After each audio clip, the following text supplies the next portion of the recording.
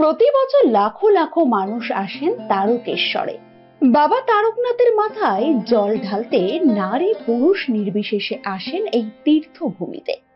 বাবার মাথায় জল ঢেলে জানাতে চান তাতে দুঃখ কষ্টের কথা, আর পূরণ হলেই আবার ছোটেন জল ঢালতে। চৈত্র মাস এবং শ্রাবণ মাসে এই ভিড় থাকে একেবারে চোখে পড়ার মতো। রাস্তা জুড়ে নামে মানুষের ঢল। আর এই তীর্থভূমিতে যাতায়াতের পথ যদি আরো সহজ হয়, কিংবা ধরুন তারকেশ্বর যাওয়ার পথেই যদি আপনার আরো কিছু পুণ্যস্থান দেখার সুযোগ হয়।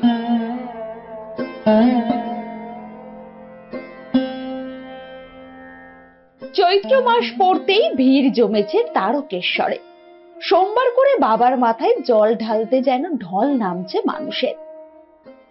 আর এবার শুধু তারকেশ্বর নয়, যাতায়াতের পথে যদি বাঁকুড়া জেলার বিষ্ণুপুর টেরাকোটার মন্দিরের দর্শন হয়, তাহলে ব্যাপারটা মন্দ হয় না।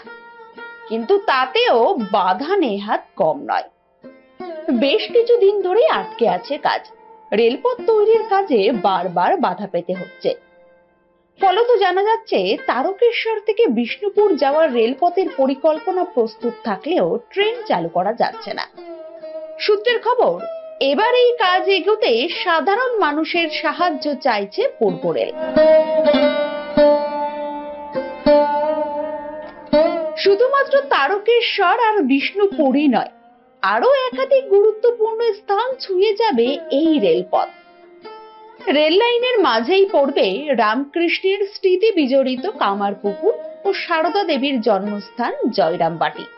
এই দুই জায়গা ছাড়াও স্টপেজ থাকবে বড় গোপীনাথপুর, ময়নাপুর, গোকুলনগর, জয়পুরের মতো জায়গায়। উত্তর ভারতে ঠিক যেভাবে রেলপথের মাধ্যমে জুড়ে দেওয়া হয়েছে প্রয়াগরাজ, অযোধ্যা থেকে খাজুরাহো, সেই কথা মাথায় রেখেই পশ্চিমবঙ্গের জন্য এই পরিকল্পনা করেছে রেল কর্তৃপক্ষ। তবে তা নিয়ে দ্বন্দ্বের শেষ নেই।